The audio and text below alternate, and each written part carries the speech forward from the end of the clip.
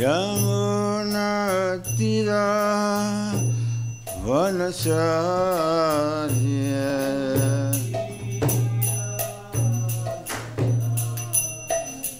Hare Krishna Krishna Krishna Hare Hare Hare Rama Rama Rama Hare Hare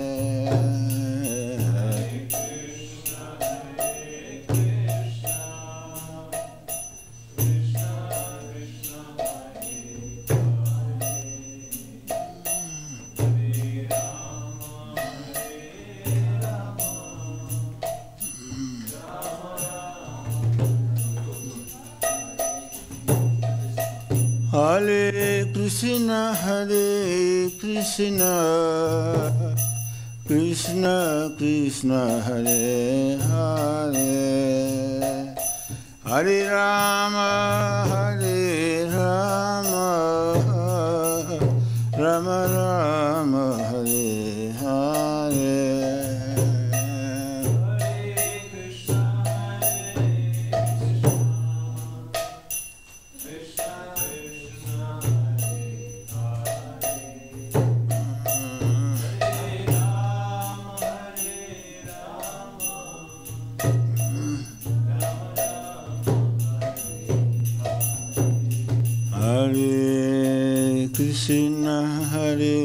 Krishna Krishna Krishna Hare Hare Hare Rama Rama Rama Hare Hare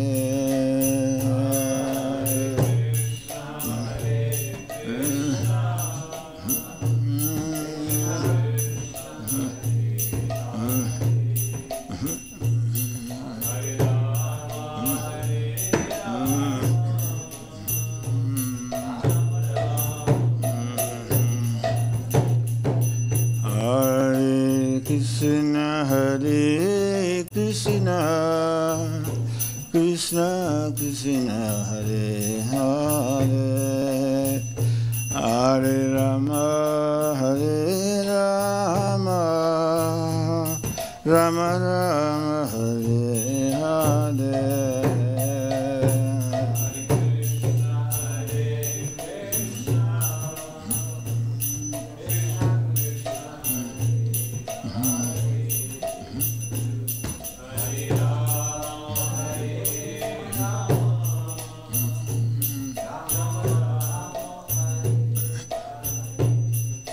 Jaya Jagannatha Jaya Jagannatha Baladeva Jaya Subhadra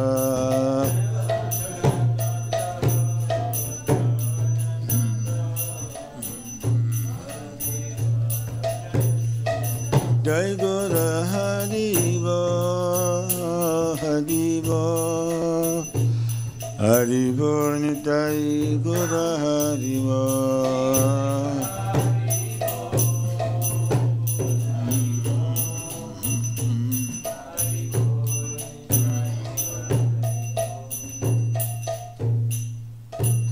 Jai Grantharaj Srimad Bhagavatam ki Shira Prabhupada ki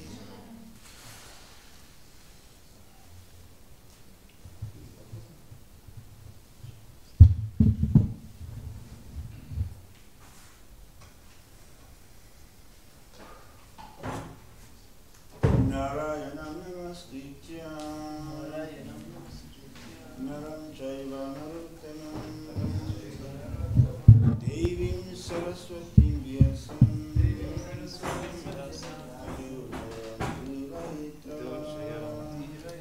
Nastapaisa Bhadresu Nityam Bhagavata Sivaya Bhagavati Uttama Shloki Bhakti Bhavati Naistiki. Om Namo Bhagavate Vasudevaya. Om Namo Bhagavate Vasudevaya. Om Namo Bhagavate Vasudevaya.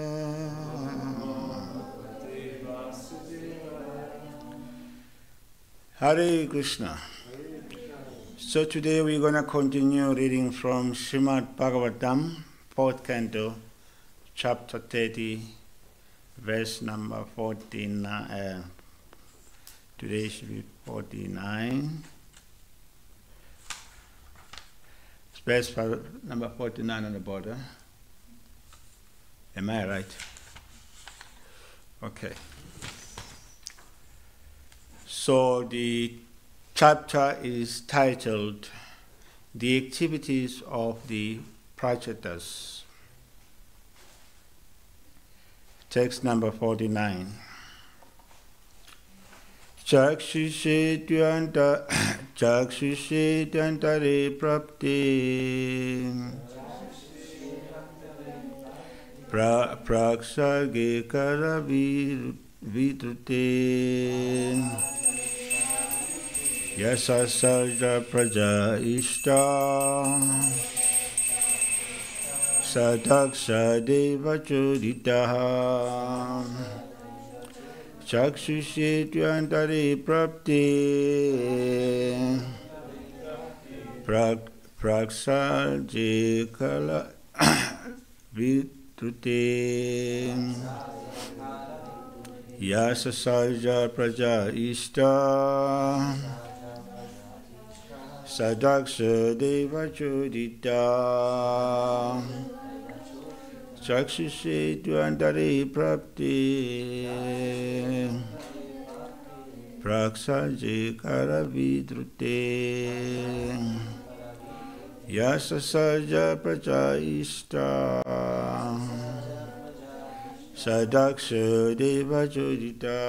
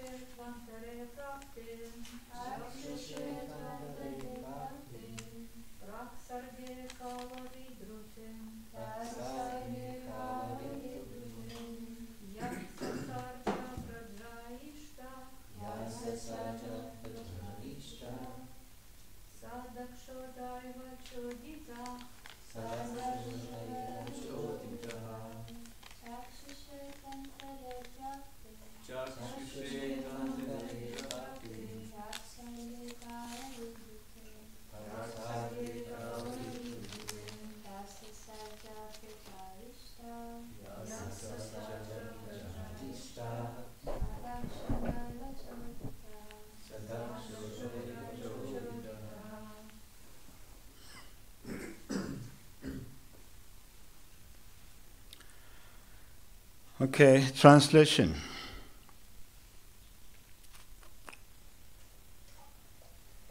Chakshushe, named Chakshusha, to, but, Antare, the Manvantara,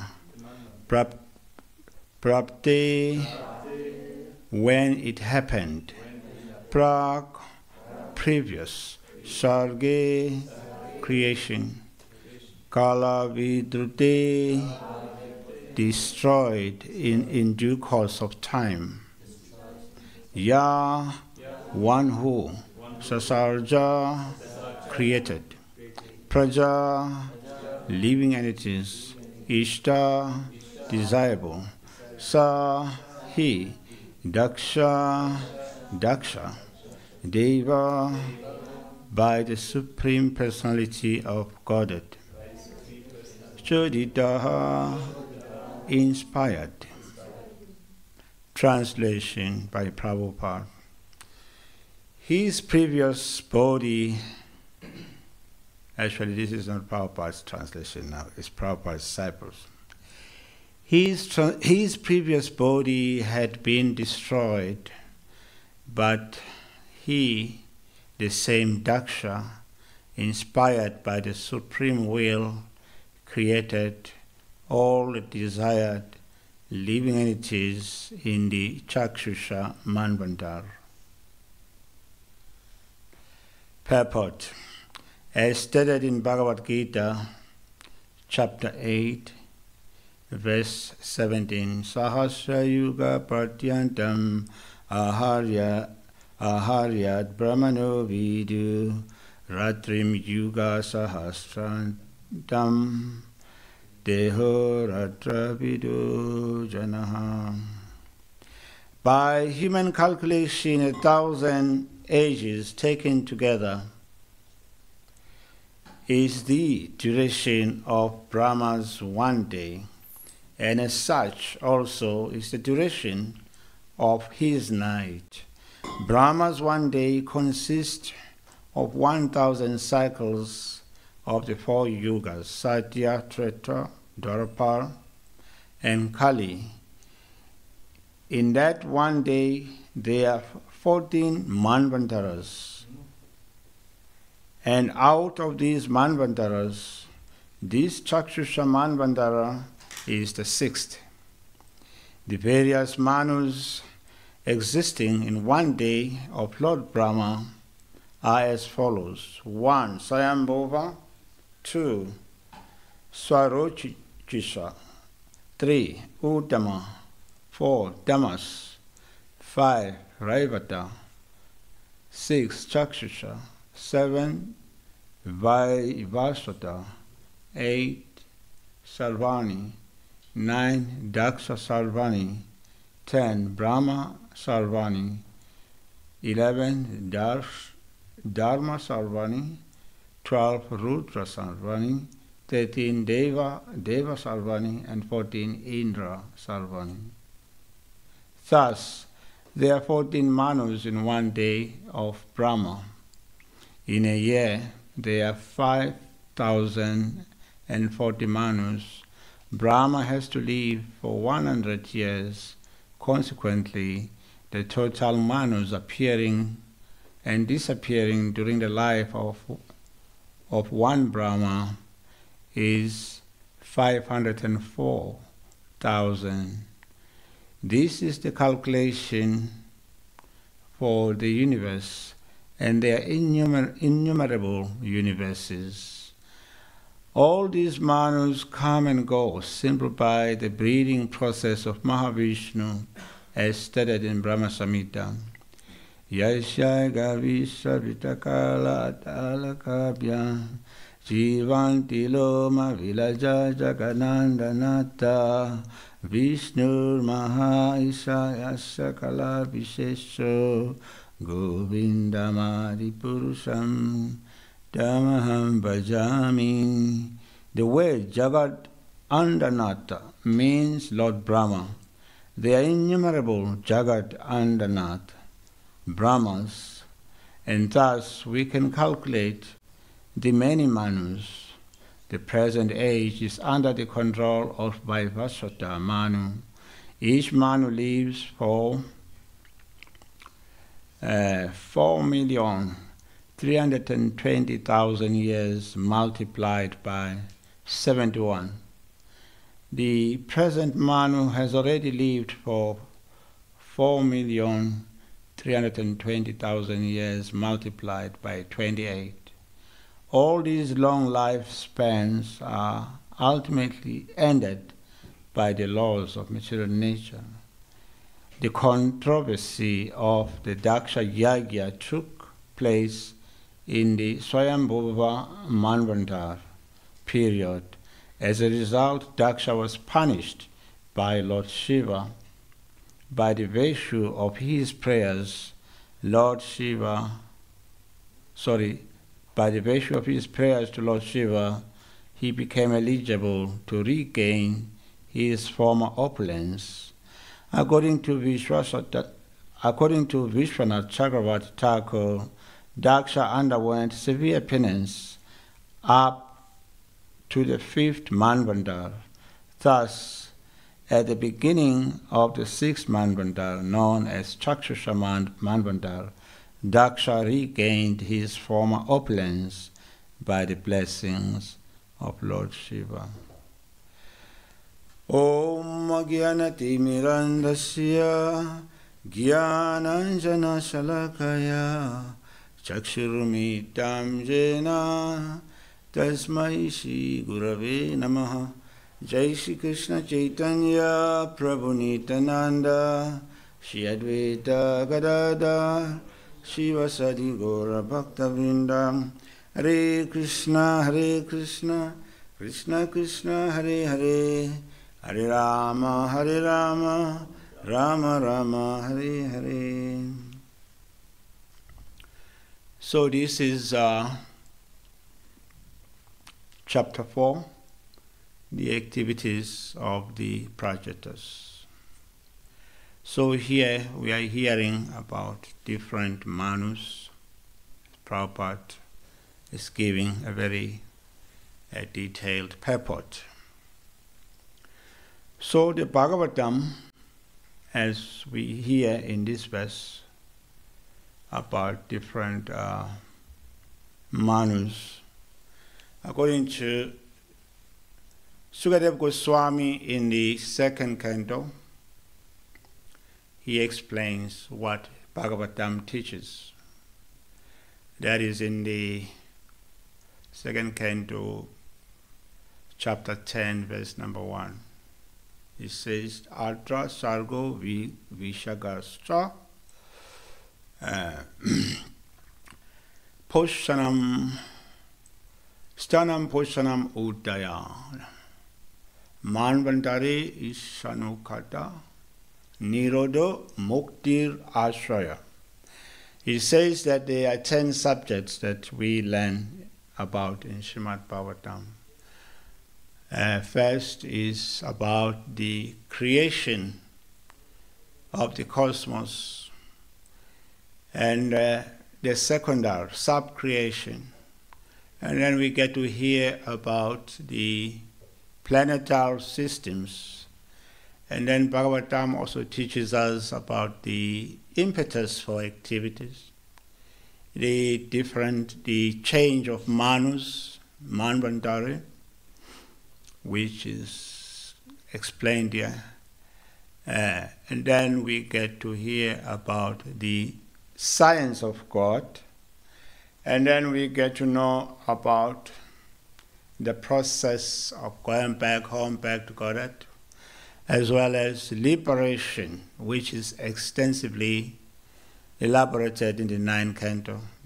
The whole 9th canto is called liberation. And then we get to hear about Ashraya, Nirodo Muktir Ashraya. So by understanding these 10 subjects, it becomes easy, or give us a reason why we should surrender or take shelter of the Lord. So coming back here, so now we are in this verse we are being notified how in his previous life Daksha had his body being destroyed. But the same Daksha, inspired by the supreme will, created all desired living entities. So Daksha is a very important person. Why? Because he's Prajapati. That's why he appears on the list of the Prajapatis here as Daksha Sarvani. So he's one of the very important persons in this creation. Is it clear? Can you hear? So Daksha is very, very important. That is why even after many, many, many years, he again regained his life. He made a mistake by offending Mahadev, Lord Shiva, and he realized that he made a mistake, and he went to perform tapasya for many, many years in order to atone for that. Prayashchitam. You atone by engaging in tapasya in order to purify your heart. Like I was explaining yesterday, that the reason why we hear about so many demons, even in Krishna book, those demons were great personalities before, but they committed offenses that were cast by sages to become demons. So this is repeated again and again in the Bhagavatam. So Daksha is a very, very important person as one of the Prajapatis or the agents of creation, as well as a divine king. Maharaj Daksha is also a king. So some of the noble daughters of Daksha include the mother of the demigods, Aditi, as well as Diti, the mother of the deities, the demons, and Danu is one of the daughters of Daksha, who is the mother of the Danavas. And also, it is said that the creation, or all the living entities were created, or they took birth from the 16 daughters of Daksha, like Krodavasa, etc. All the living entities that we see here, including eagles, snakes, human beings, cows, they were born from the daughters of Daksha, according to Srimad Bhagavatam. So that's how important Daksha is, that he gave his daughters also to different sages and demigods. Like Kashyap, he married 13 daughters of Daksha, and therefore that's how the progeny was expanded in this whole universe. So therefore Daksha is very, very important.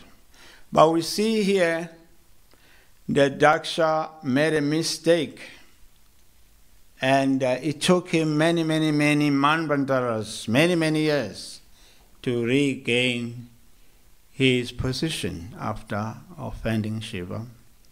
You know all that drama of the Daksha Yagya. So in the Bhagavatam, that kind of, in chapter 7, then verse 6, we find a very, very good question by Vidur asking Maitreya Rishi. He says that the Lord, as the super soul, is situated in every living entity's heart. And how is it that the activities of the living entities, even though the Lord is residing in their hearts as Paramatma, but we found that there is the activities of the living entities results in misfortune and misery. This is a question. That all the living entities are accompanied by the Lord as Paramatma, but we see that their activities sometimes results in misery and misfortune. So this was a question asked by Vidur to Maitreya Rishi. So Maitreya Rishi gave a very wonderful answer, which is found in Bhagavatam, that canto, chapter 7, verse number 11. He gives a very good analogy. Yata Chandra Manasa Kampadis Krito Gunaha. Chandra refers to the moon. He says that just as the moon, when reflected on water, appears to the seer, to one who's seeing the moon, to be trembling. In a similar way, the living entity, it says that the living entity, in association with matter, appears also to have taken upon the qualities of matter. Atmano anatmano guna. So we see in the material world that great personalities sometimes make mistakes, which are very costly, like in the case of Daksha. Why is that? Atmano anatmano gunaha. Because of being associated with matter, they seem to, or they become affected by that association. For example, Daksha, married by the order of Lord Brahma, he had to marry his daughter to Shiva, but he didn't like Shiva at heart. Father-in-law, mother-in-law, sometimes it's trouble. You marry someone's daughter, the family don't like you, they always find fault with you. Like where I come from, South Africa, I come from Durban, a place is populated by Indian people, where I come from. So there are many Indian markets with different spices. There is one famous masala called mother-in-law masala. Yeah, it's very hot. So we have a very famous masala called mother-in-law.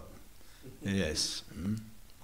So this mother-in-law masala make the local chutney,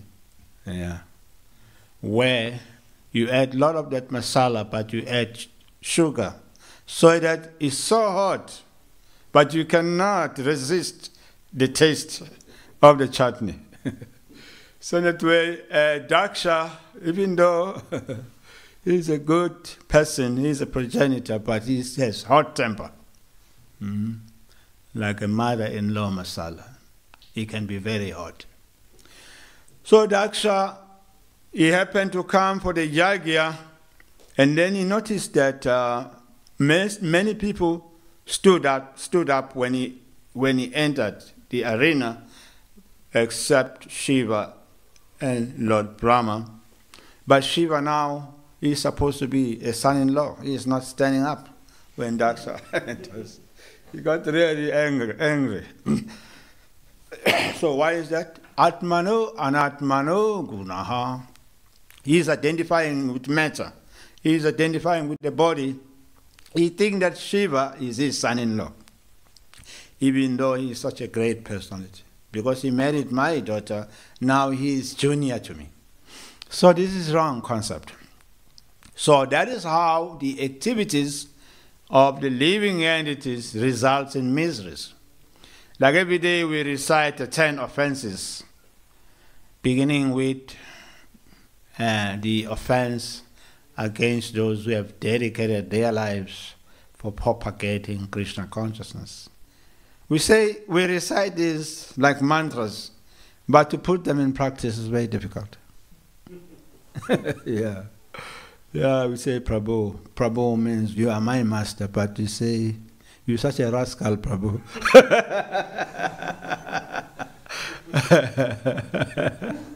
Yeah, when we are angry, really what comes out of our mouth, you'll be shocked, yeah. We chastise the same person we call Prabhu. Yeah, so, why? Atmano anatmano guna. For when the living entity is associated with matter, it seems to be trembling, or just like the moon that is appearing on water. That's what Maitreya Muni says.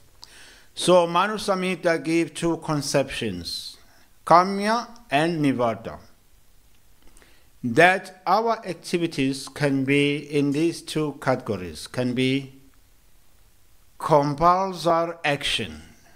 Nivata means you must do compulsory activities like yagya, dana, giving charity, engaging in yagya, chanting the holy name, worshipping the deities, observing festivals like Janamastami, Ramnavami.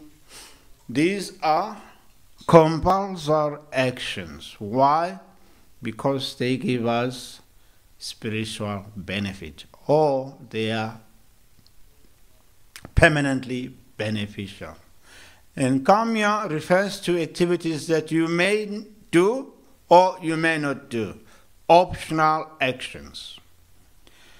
So therefore, we found that Krishna also explains in the Bhagavad Gita, chapter 18, verse number 30.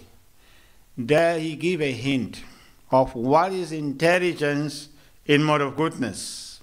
He says, pravritim cha nivritim, karya karye bandham, chaya moksha, baya baya, bandham chaya moksha, bandham chaya veti moksham. Sapata sadviki. That understanding by which one is able to know what is out to be done, what's not out to be done, what is to be feared, baya baya, what is not to be feared, bandham chaya viti, what is binding and what is liberating. He said, O son of Pritha, that is intelligence in mode of goodness, sadviki. So this is a kind of a quality that we have to develop. Understanding what is to be feared, what is not to be feared, what is ought to be done, what's not ought to be done in any situation, what is binding, what is liberating. Krishna says that is intelligence in mode of goodness. So we see here that great personalities like Daksha, also they fall prey to anger due to their positions, or he felt being disrespected by Lord Shiva, or misunderstood Lord Shiva's position. So now he is being corrected by the mercy of Lord Shiva. He regained his position again as Daksha.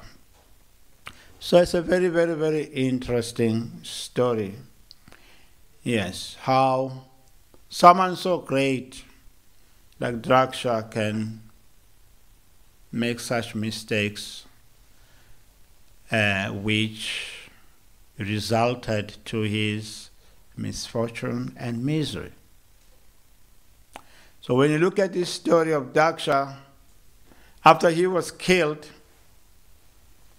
and then Lord Shiva was pacified by the Brahmins, and then he said, okay, let Daksha come back to life. But his head was nowhere to be found, because Virabhadra offered that into fire. So how can he be alive without a head? So then Lord Shiva said he should be given the head of a goat. So when he had a goat head, he was still intelligent just as he was before. And he lived like that for many years with the head of a goat. And after some times, he left that body. Now he's been born in this Chakshusha Manvantara. Again from... one thing, nothing that I forgot. So he was born again in this the Chakshusha Manvantara. Just like I was explaining yesterday when I gave the summary of this chapter, which consists of 51 verses. So this chapter is divided into 3 sections, beginning from verse number 1 up to 20, that's the first section, and then verses 21 up to 42 is another section. So the section that we are reading now is from verse number 43 up to 51. So in this section, we see that the Prachetas, after having the darshan of the Lord in water, after offering the prayers that were composed by Lord Shiva, the Lord appeared and received the prayers from the Prachetas. And then after that, the Lord departed for his abode. And then the Prachetas came out of water. When they came out of water, and then they noticed that, wow, this earth has been overgrown by very tall trees. And then what happened?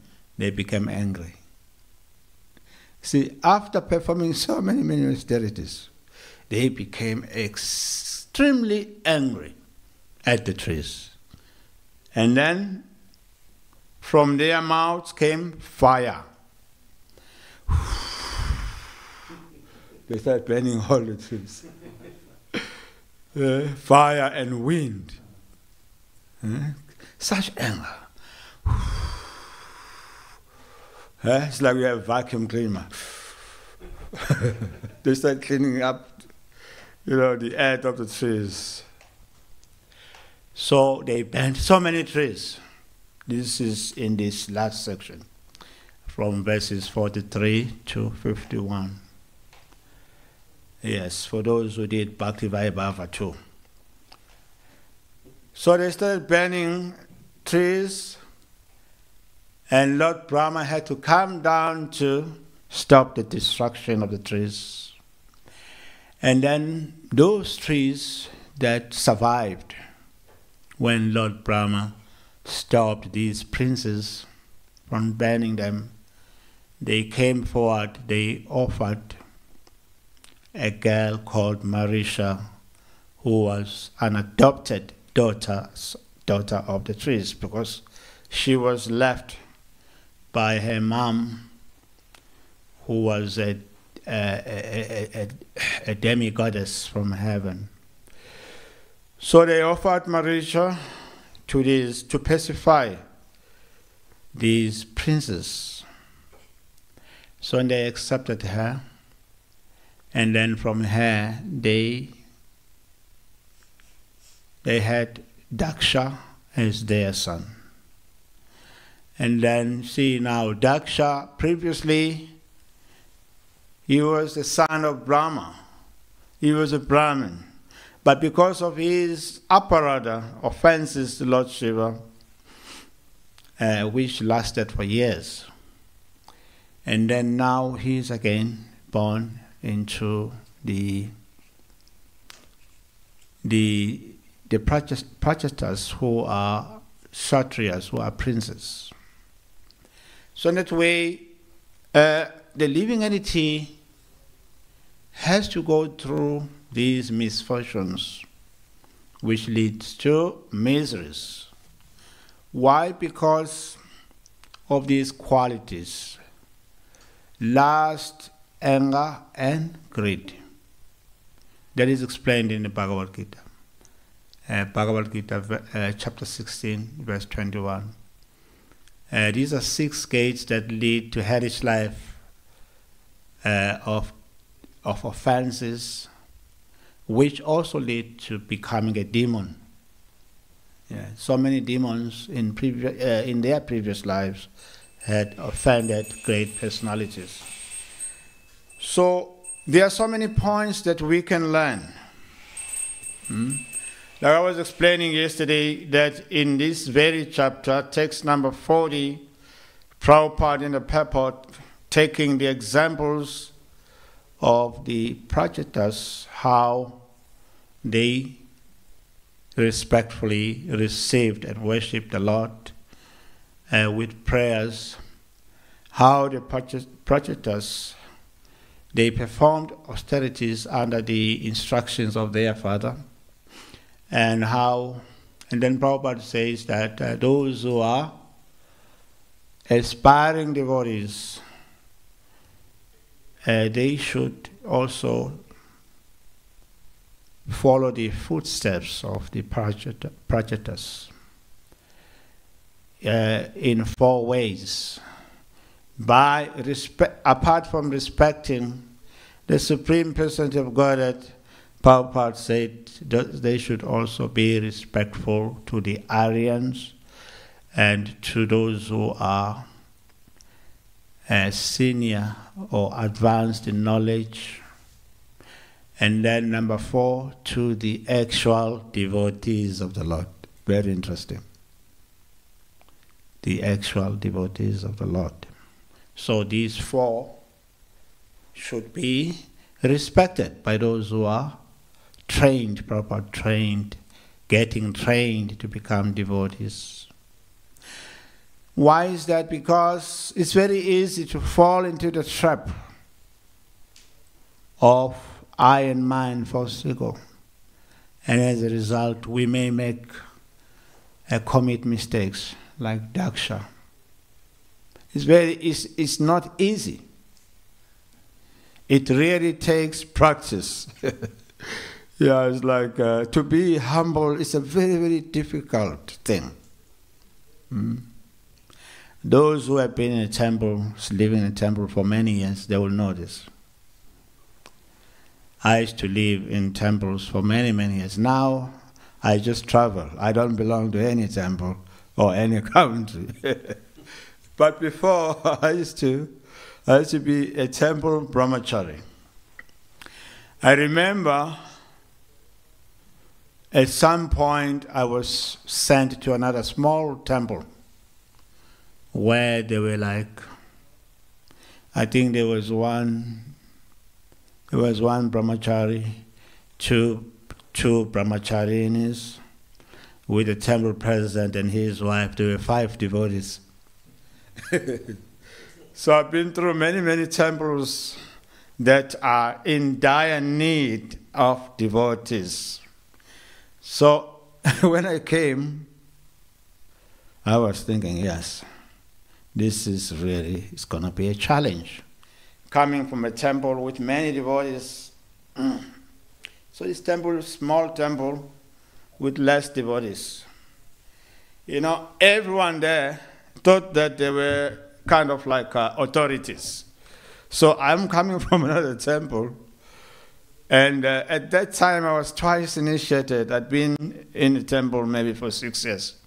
So there's one girl who's just a bhaktin, who used to clean the toilets and clean the temple. She gave that service to me.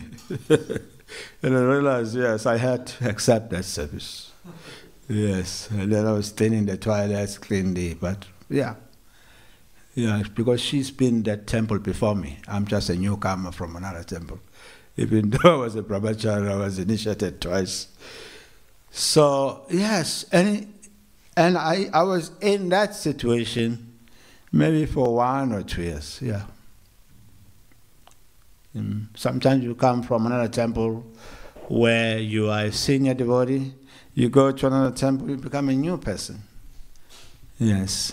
It's very difficult to eat what is called a humble pie. Yes, but if you are a full-time devotee, You've been to many temples in many countries, you have to eat a humble pie. Because when you go from your temple to another temple, you're not a senior devotee. You may have been a senior devotee in your temple. There you become like a new person. Yes, so it's like a new start. And you just have to take it and eat a humble pie, which is very bitter. It's not that sweet. But the bitterness of a humble pie is the remedy that can cure our conditioning. Atmano, anatmano, guna. Because we think, I'm this body, I'm a great devotee. I've been in the movement for 6 years. Yes, I've been in the movement for 3 years. I'm a great devotee. Who is this person to give me service? It's not even initiated. So sometimes these things play in our minds, and we become obsolete, socially irrelevant. But if you go through that gracefully, there will be so much mercy on the other side of the tunnel. It's just like going through dark tunnels. Sometimes you can't see, but as you get closer to the end, you see the bright light. So those who have been full-time devotees, I really respect them, because I know it's not easy. Yeah, it's not easy. It's not like being in a mother-in-law's house where you are honored. No. It's like it takes that tapasya. Yeah, sometimes you find people who don't like you. Yes, they will just show it.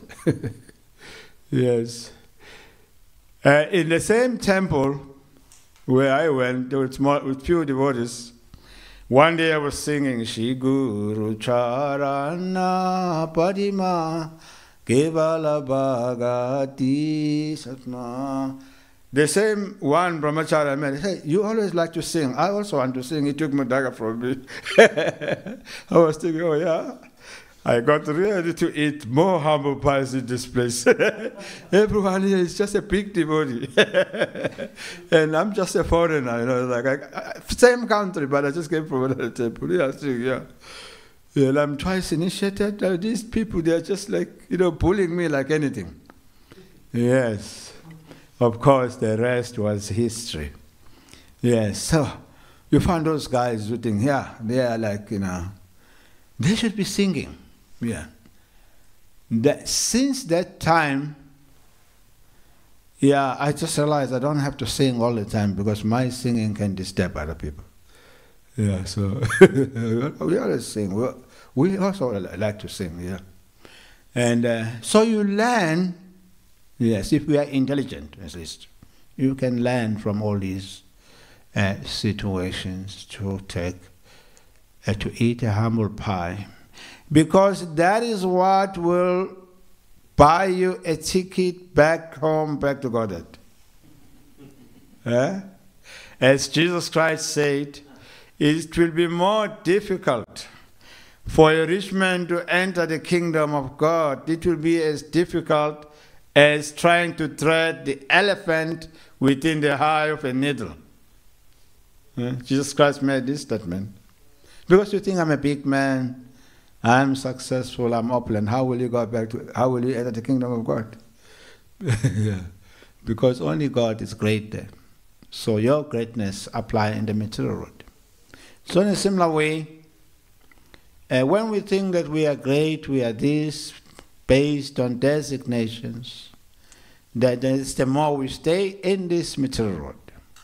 That's why Mahaprabhu says, Gopi Bhartu Kamala Dasha Anudas, that I am not a Brahmin, I'm not Kshatriya, I'm not sannyas, I'm not grihastha, I'm not brahmachari. What I am the seventh of the sevens of the sevens of the master of the gopis, Krishna.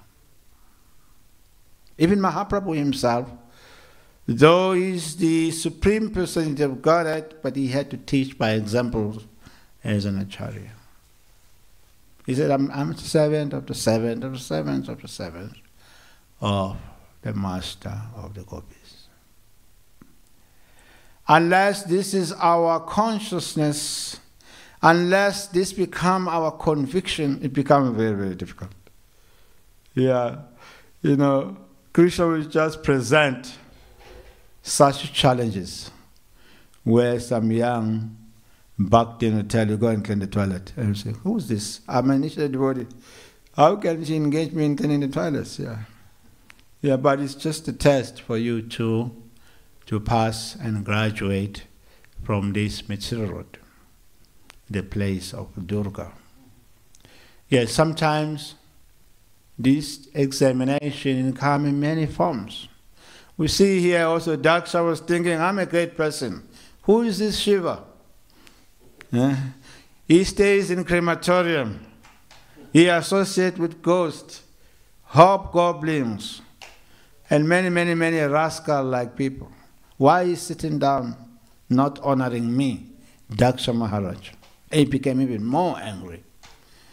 And then moreover, I've allowed him to marry my daughter Sati, who has eyes like a deer, when he's just having eyes like a monkey. He's so ugly that he has eyes like a monkey. He's talking about Shiva in front of him.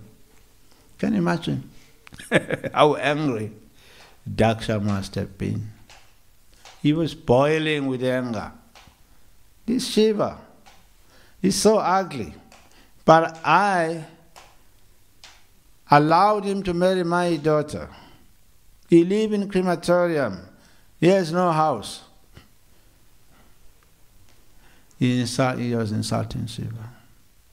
In that moment of anger, so many things comes out from our heart.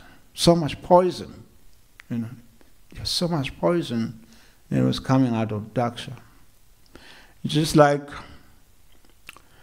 in old days, there was a book for children when I was small. This book, I forgot the title. It's a book of two girls. There are two characters there. There are two girls. When one girl was speaking, roses came out of her mouth. And then when another girl was talking, frogs will come out from her mouth. So the teachers were teaching us in school that, you know, swearing and speaking harsh is like bringing out frogs out of you. Harsh speech, all these things like frogs. And then sweet speech is represented by speeches that are favorable, respectful, honoring someone. They become like offering of roses. So that way Daksha was offering frogs to Shiva. As a result of that, he got punished very, very heavily. Yes, so in that way, we can learn so many things from these incidents of Srimad Bhagavatam, because this leads to degradation, hellish life, leads to misery and misfortune. But it is caused by what? Atmano anatmano gunaha, by our identification with matter.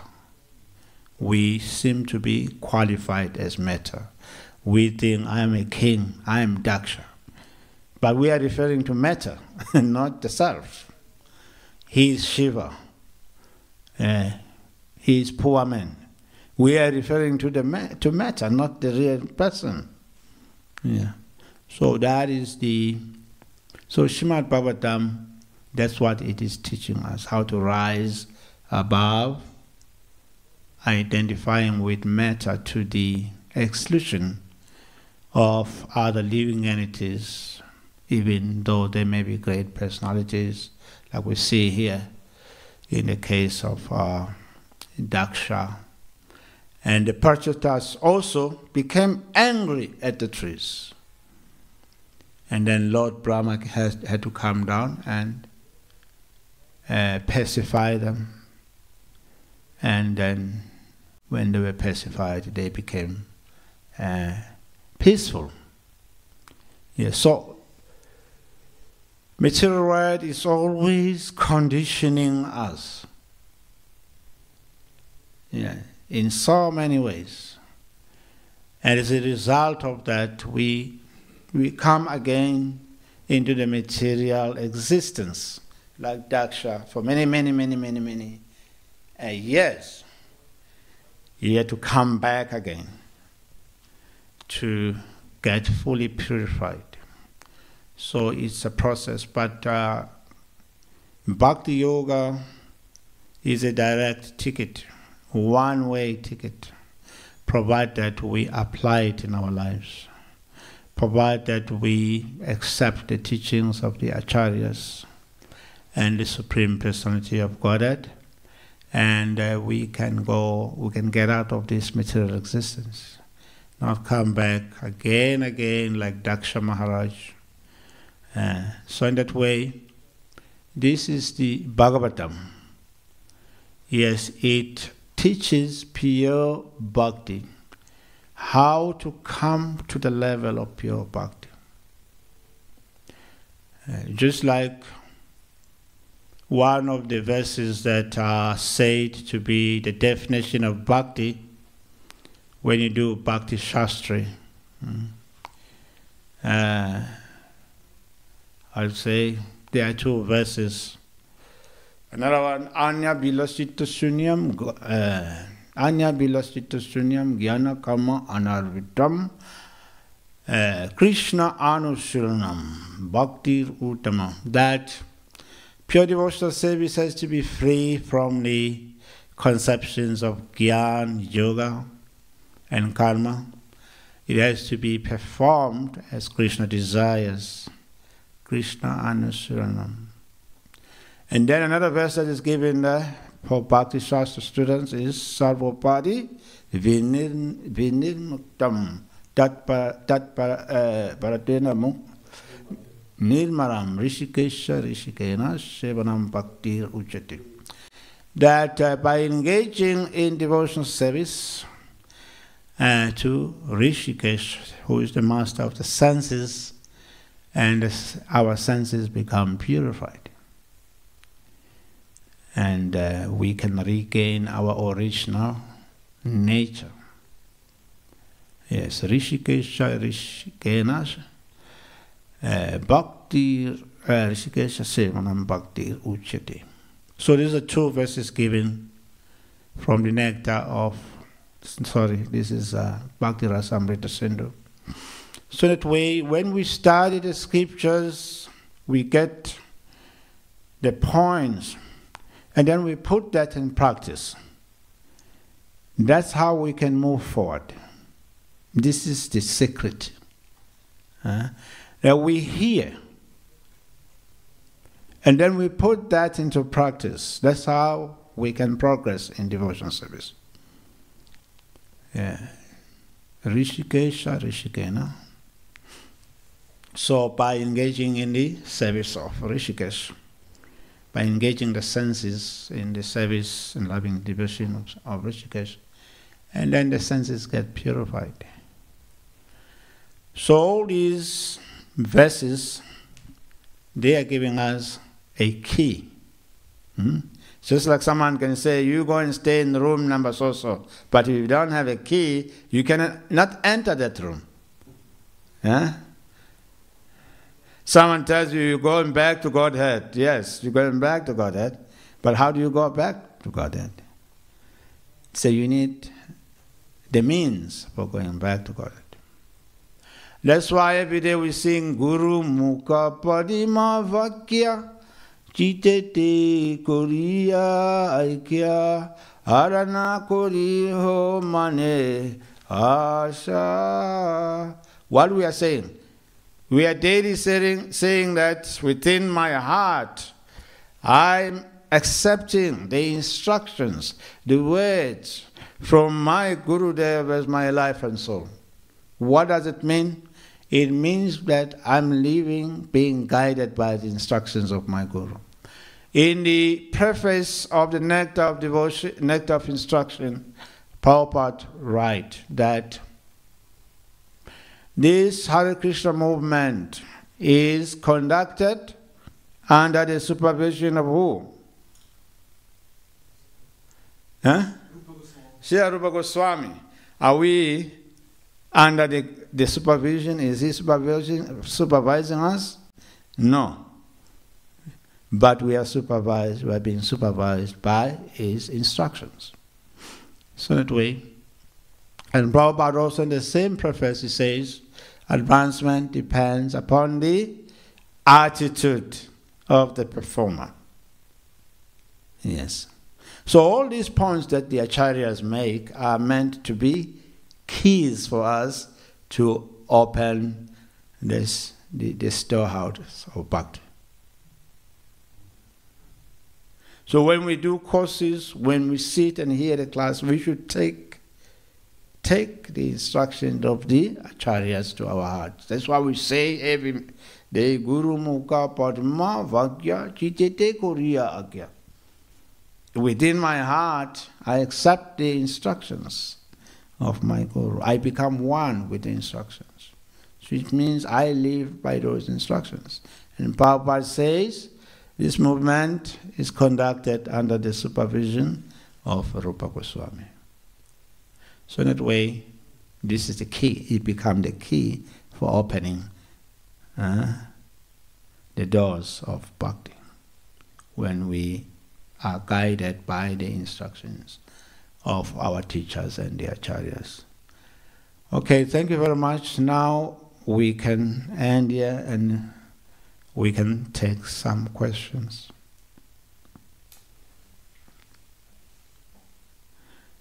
I hope I didn't frighten you.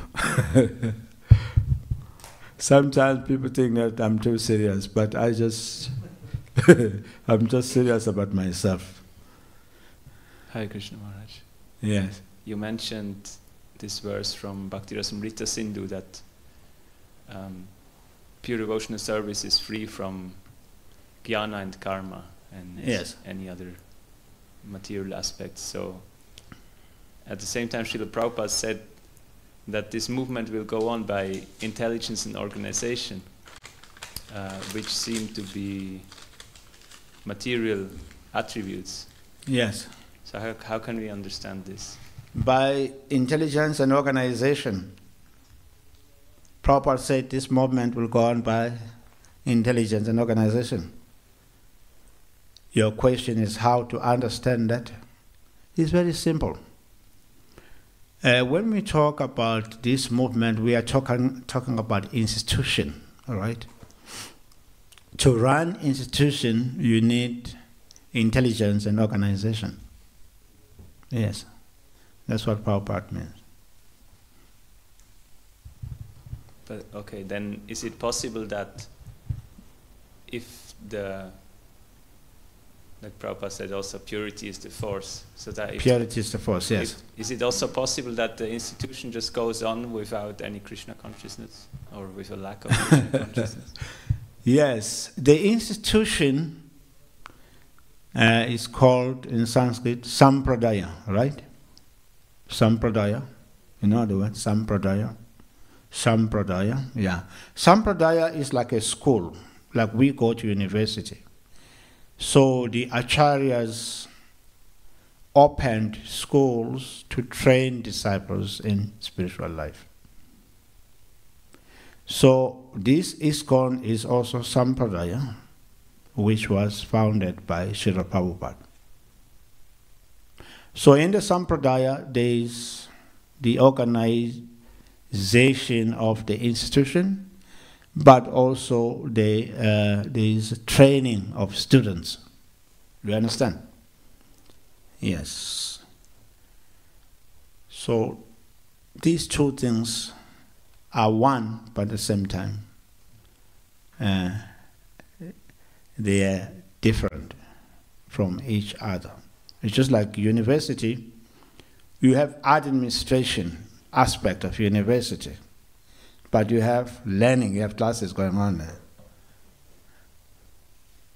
So when Prabhupada talk about organization and intelligence, means that we should administer ISKCON, do administration in such a way that the learning or the practice of devotional service in it goes on very nicely. Like, what are the duties of GPC originally? I don't know now. But the duty of the GPC is that in his zone, he has to see that devotees are chanting very nicely.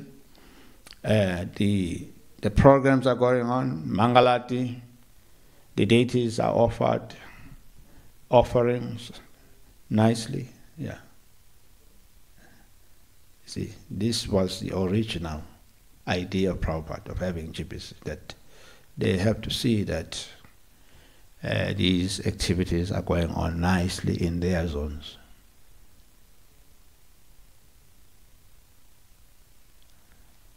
Yes.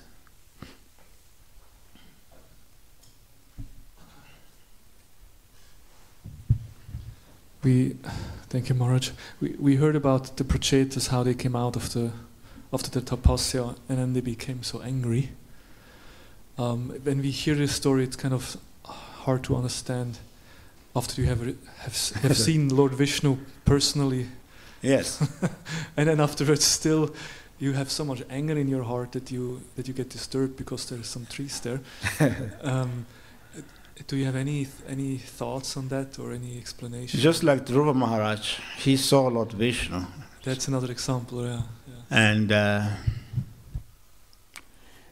but because he was Kshatriya by nature, when the Yakshas killed his brother Uttama, he became angry, organized his army, and he got on his horse and straight to the place where the Yakshas were living and attacked them and killed them in thousands. So in a similar way, there are different natures of Brahmins and natures of Kshatriyas. So the Prachetas were not Brahmins, they were princes. So when they came out and saw that the earth was overgrown with these like undesirable trees, according to them, they became angry. It's just part of being a Kshatriya. Yes, so we see so many contradictions sometimes in the scripture of people who performed great austerities, but they are still Kshatriyas. Those who are Brahmins, they will act as Brahmins, but Kshatriyas are Kshatriyas. They get angry when they see disorder in their domain or place of ruling. We see that Prithu Maharaj also, he became angry to Mother Earth. Yeah, because he was Kshatriya. Yeah, even though he was an avatar of the Lord, but you see his activities are that of a king. Yes. Okay. I think that this time of Prithu Maharaj is perfect because he's a Kshatriya, and Kshatriya need to feed the population, and the Bhumi hiding the grains. Yes. And now Prachetas started the duty of rule the kingdom, yes, because of Prithu Maharaj said. They came and the earth is covered by trees. Why you produce grains? Yes, like Prithu Maharaj stay very angry, take the bow and the arrow. Prachetas stay very angry. Okay, thank you. Any other comment? Okay, thank you very much. Yes, Prabhu? Sorry. What about Durvasa Muni? Huh? Durvasa Muni is a Brahmana? Durvasa Muni is a Brahman. Is he an exception, or? You see, there are different types of Brahmins. some people may appear in the Brahman family, but they may not be Brahmins. Just like Parashuram and his father, Janmadagi, they are not Brahmins, but they appeared in the family of Brahmins. So, for example, it's like the mother of Jamadagni, she, so they were Brahmanas. And then the daughter of the mother of Jamadagni, I think that's the daughter, was married to a Kshatriya. So the guru of the daughter came to do yagya for her to have a son, but she did a yagya for the mother also together. So when the sweet rice that was offered in that yagya was being distributed, so the mother thought that because the guru was the guru of her daughter, maybe her offering will have more potency than hers. So she exchanged the prasadam. So as a result of that, she made a mistake, because that meant that she will get a fiery Kshatriya son, which was meant for her daughter. Whereas her, as a Brahman lady, she needed a Brahmanical son. So that is how Jamadagni appeared. So and then she begged the Guru to reverse that. So the Guru says, no, it cannot be reversed completely, but instead of Jamadagni becoming a fiery warrior, his son will become like that. So Parashuram was born into a Brahmanical family, but he was a warrior. So that way we see also Dronacharya. He was a Brahman, but he was a Kshatriya. So there are some Brahmins who are born in Brahmanical family, but they may not be Brahmins by qualities. They may have qualities of kings. Yeah, we see that. Yeah, there are so many instances like that in Bhagavata. Huh? Yeah, so the Rasamuni is a partial incarnation of Lord Shiva. Yes. He is Brahman, but a different type of Brahman. He appeared as a partial incarnation of Lord Shiva. Yes. Whereas in some situations you found someone born into Kshatriya family but with Brahmanical qualities, like the Navayogendras. Yes. Some of those sons of Bharat Maharaj, they were Brahmins, some were Kshatriyas. Yeah. It's not by birth, it's by quality, again. Yeah, that someone is a Brahman or Kshatriya. Yeah.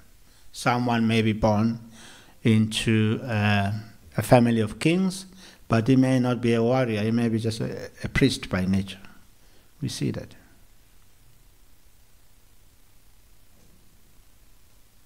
Okay. And in Kali Yuga, there are so many demons born in Brahmana families. Yes, in Kali Yuga, yes, we have demons also born into Brahmanical family. So it's difficult. And within the body of a person, you may get a demon and a devotee also. Yeah. We may have these qualities of being demons also, like envy, greed for positions, for fame and name. All these things are not listed as qualities of devotees, are qualities of demons.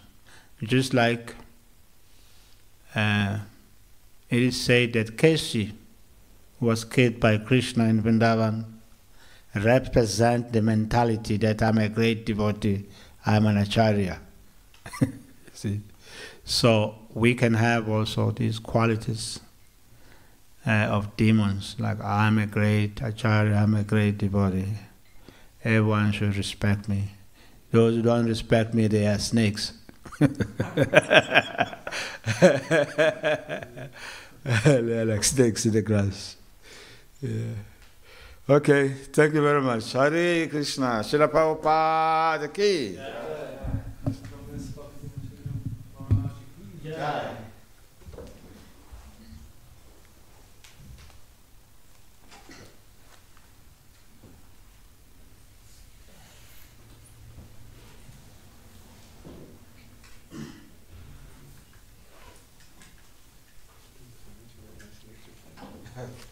Something water in the room. I still have trouble. I will let you know when the water is again.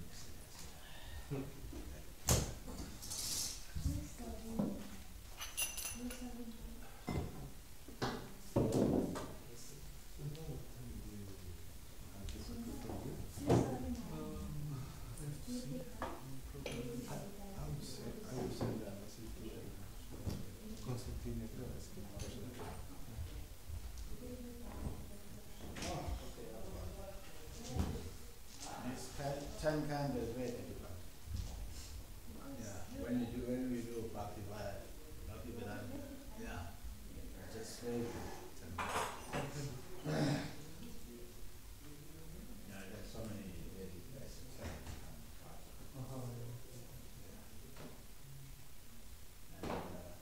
Yeah, just but it helps if you have studied with this course at Bhagavatam, yeah.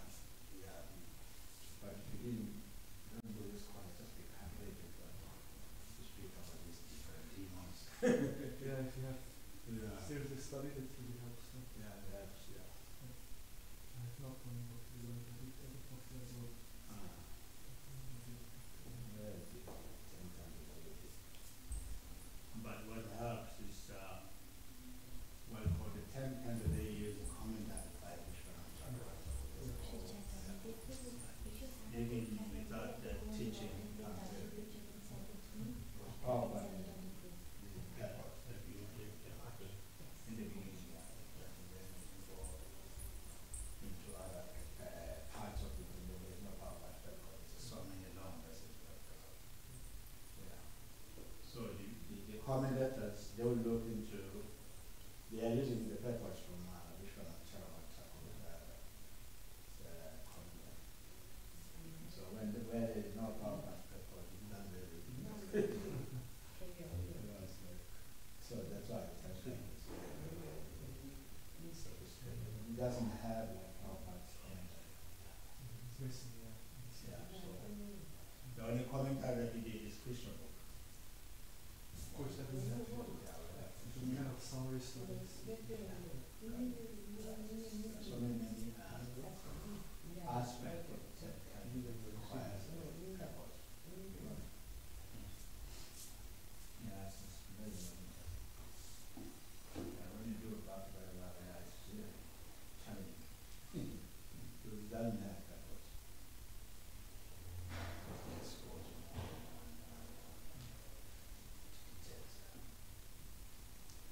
Okay. So today where are we going? Langenthal. This is basically in Switzerland we only have two temples. Yes. There's one temple in Zurich and then there's another temple close to Bern, which is the capital city. Yes. Langenthal is through the countryside village. Oh. And there is a temple, it was formerly a restaurant actually. Okay. It was the restaurant for the oxen. And then they turned like then like a big community hall where they had marriage and stuff. And they turned it into a temple. The temple is big. They have also Japanese and they have a lot of families because they also have a local school there. They have to go to school there. So we are going there what time? We'll have to check exactly with the Constantine will on the left. Oh. The program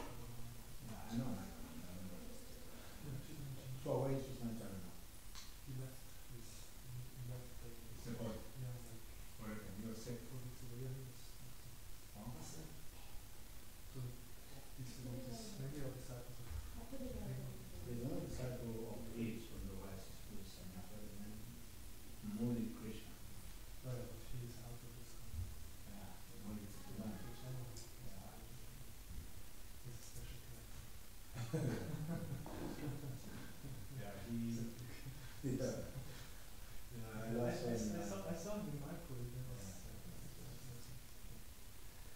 Yeah, but they're very nice devotees, and they really like, they appreciate listening about the time. They're very much into people.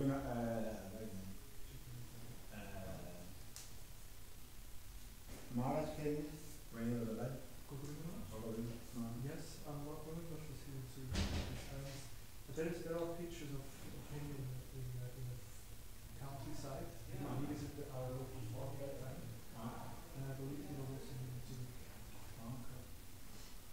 Just one visit was maybe 5 or something. One of the first European tours. Yes. To Spain, France, and also Switzerland. Yeah, I traveled in Africa. You traveled? One day I came in, he was giving the class. First time I saw him, I just came in, he was already giving the class in the temple. I was coming from, I think we were traveling from the temple. So then when I entered, he asked me, what's your name? I told him my name is Jagat Guru Das. Maharaj, he said, you are very good Brahmachari, I want to travel. Yeah, people. That's how I travel. Yeah, if you tell them, you will the hearts of everyone. We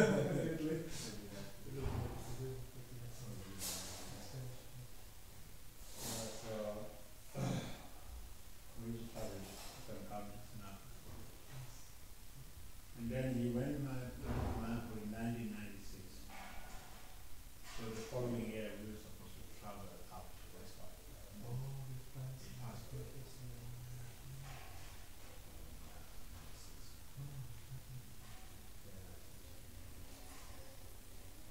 That year, I think 1996, I was feeling so emotional. My vision just didn't help us. Of course, I think actually in our time going to India was only authorized by Jews. I think as a brahmachari, I went to India once. I was given a ticket by the time president in 92. Then I went to India for the first time. Another time I went to India was 2004 when I was asked by GBCs to go to India for sannyasi course. So as a brahmachari, I only went to India once, and then I was given a ticket by time. They said, next week we're going to India. I get your ticket. Nowadays, I can go to India. Nowadays, that time it was like a special honor, It was a special honor. Did something very, this is the If we have won the marathon, then I never won any marathon. I think I only won marathon in England once, 1991. And then before that, I think I won a marathon in Cape Town in 1989. Yeah, not like, I was not a Ironman. It's just that I happened to be in small temples. There were no big but this temple where I went, so I won marathon there. Whatever was junior, they were no big time competitions. So I was going to be second beat. Because I was, when I went there, not just before I went to India. I was selling books, big books, Georgia. I was never like a big book. Those guys who sell like a day 300-500 books, one person. For me, that I could do so if I found very, very pious people. I'm not good at talking. It's like I realized one thing actually, that what we were doing during the time we were doing books, we control people's minds in such a way that they cannot say. I don't have that art, or my heart doesn't have that desire to control people's minds. They call it in English being assertive. I'm not an assertive person. Like I've been a sannyas for 16 years. Next year, next go through will be 7 years. I never had someone to myself.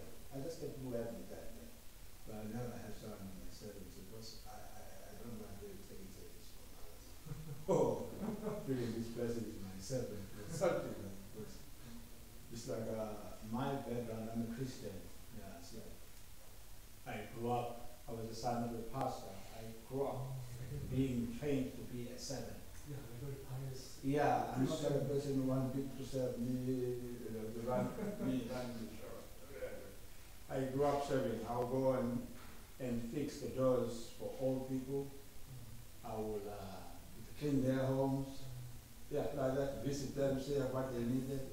I grew up like that. Yeah. I'm just like a servant material, not like. That's a nice attitude for sannyasi. But someone in ISKCON, you have to make this sannyasi become like a. ISKCON is nice. Yeah, it's like. Yeah, it's like a celebrity. Yeah, it's like a celebrity. If you look at sannyasis in Gaudiya, they are even more simple than our Brahmacharis. Yeah, so when I was in Mathura, I was going to Bhakti Narasimha temple in Ujjain. I had my dana, I had my bed. Some ISKCON Brahmachari asked me, where are you from? I said, I came here from ISKCON. I said, are you ISKCON? I said, no. He said, no, ISKCON are not like this. They have so many children, so many servants. Suspicious organism. They doubt. Because I'm getting my dana, I'm pulling my bags, I'm traveling by train also, I'm going to the train, Mathura to the train. You know, I should be flying. Yeah, so that's the kind of identity we have with sannyasis. So if you are not like that, then no, you doubt it.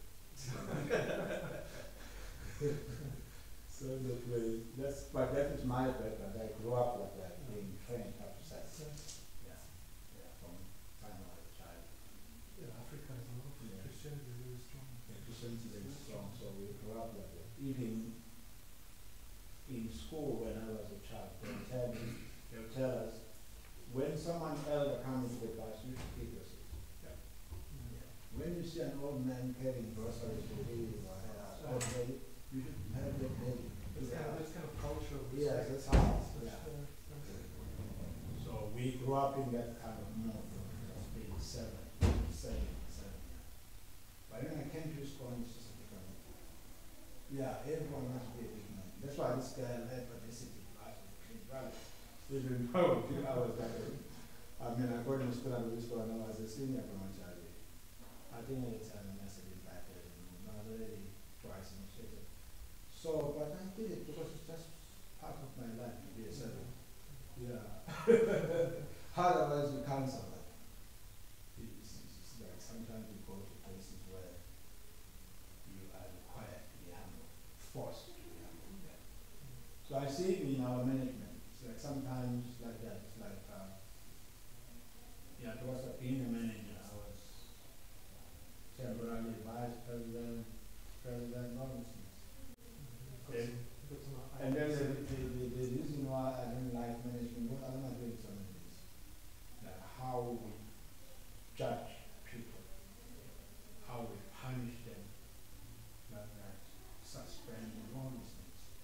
I believe that in my management, I have to see the situation in two ways. Through my heart, also through the heart. Because someone made wrong because he was under pressure, or he or she may have been under some kind of circumstances that make you wrong. So in Christianity we say, you see not the sinner, but you see the sin. Hate the sin, not the sin. There's always this compassion, Never to discuss.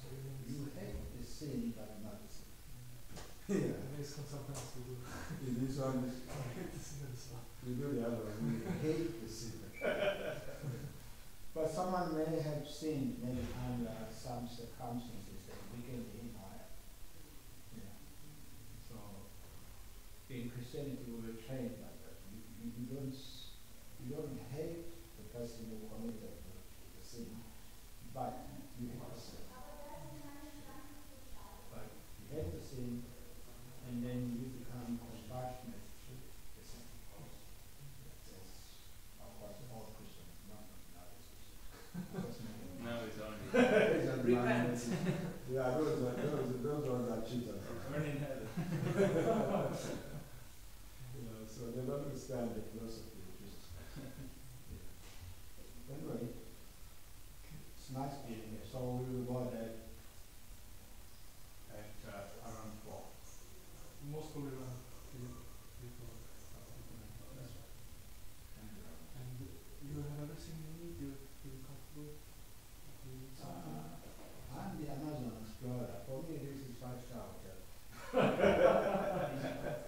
I go and sleep in the jungle. Yeah, I sleep in the jungle. Yeah. When I go to the tribe, so I can check off the things. Yeah, general sleep in the jungle. Snakes? No snakes? Why? In the house. We have snakes. But they don't step. They don't just attack unless if you step on it. So I've seen it. Yeah, I've seen many snakes there. And jaguar also. They attack. And the jaguar will attack if you camp at his place. If you go away and they found you now, we have put your tent, you are camping at his place, in his territory.